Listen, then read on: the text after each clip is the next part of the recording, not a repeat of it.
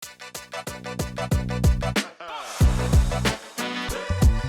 I was up there, the only thing I could focus on was getting back to my daughter. I miss you, Mummy. Will you be careful out there?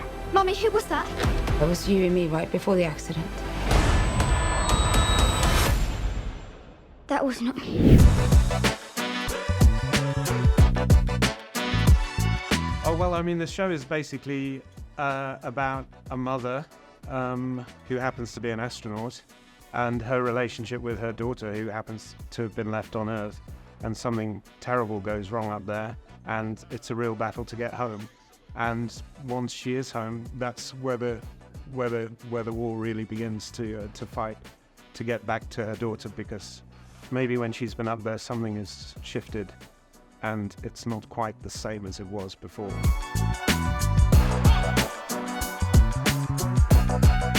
Exactly, that was kind of what brought me, so it kind of attached me and made me fall in love with Jo straight away. That she's a trained astronaut, she's used to be practical, you know, use her mind, not get emotional, and that she just gets dragged into this kind of really like weird reality of trying to figure out what's going on and if she lost her mind or if it's a huge conspiracy or if it's something else. And her fight to reunite with her daughter is so painful and beautiful, and I could really relate to it in many ways, being a mother myself, you know? So was that ever tough when you were working on set to bring those feelings of your own motherhood? I mean, they also saw me slowly losing my mind and cracking up and kind of not being able to stay as calm as I want always. And I think it's something that we all, like working people that loves our jobs, you know, we go to sets in remote places and we leave our kids somewhere else and you come back and something has changed. They've grown, you look different, you know, and it's like you need to reconnect. And this is like the most extreme form of that. So even though this is like, you know, space, Jo being trapped up there and my girl being trapped down there and we want to get back together and like reunite, that's kind of what we do in smaller doses as actors. So there was a lot of connecting tissue between me and Jo.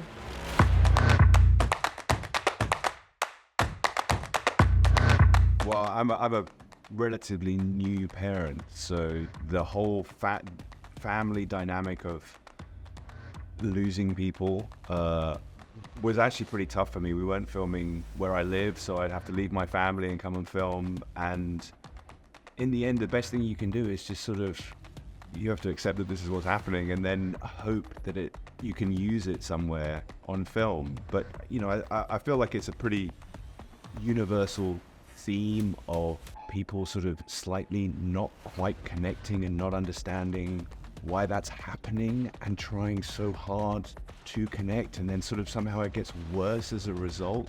So, you know, we were really lucky. Peter's a genius. So to say his words was nothing but a pleasure.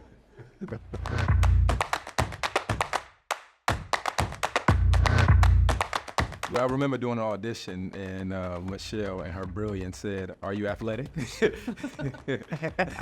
But yeah, it was me. It wasn't a stunt double. I mean, you're knocking against the ISS, and you know, I have the greatest teacher in Henry, and I want to be the best.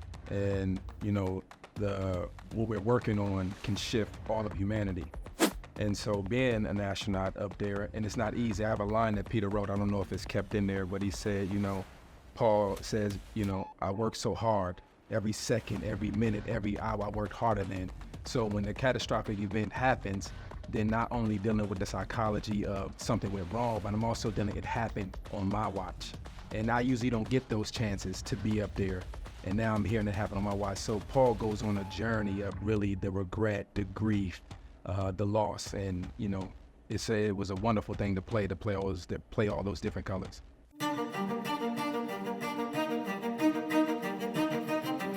I play two different characters. One's bad, one's worse. You know, one's obsessed. The other one is racked with envy and jealousy and feels shuffled aside. So there you go. One is very heroic, and one is the absolute opposite of that. Well, I think they're. You know what? I think they're. For me, they're both heroic in what they did. I have a huge respect for the astronauts. a huge respect.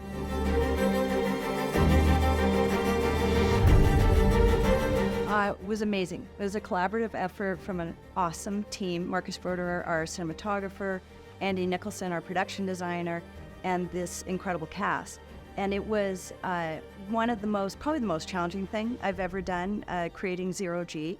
You've got the actors on wires or rolling on chairs or rolling on their bellies on some contraption that we've built, or miming that they're floating in Zero G while acting and staying in character. And they are amazing. I mean, Noomi is a force of nature. It's incredible, like what they managed to do. Plus the whole show, we go on location. We went to Morocco for Kazakhstan. We went to Northern Finland, to the Arctic Circle for Sweden. Thank you to Apple TV Plus and Haute Couture and Turbine Studios for saying, yes, let's go do this right. And it was an epically cinematic adventure that was really exciting and really challenging for all of us. And mostly I'm really grateful for working with this incredible team of actors, and to Peter for his wildly awesome imagination.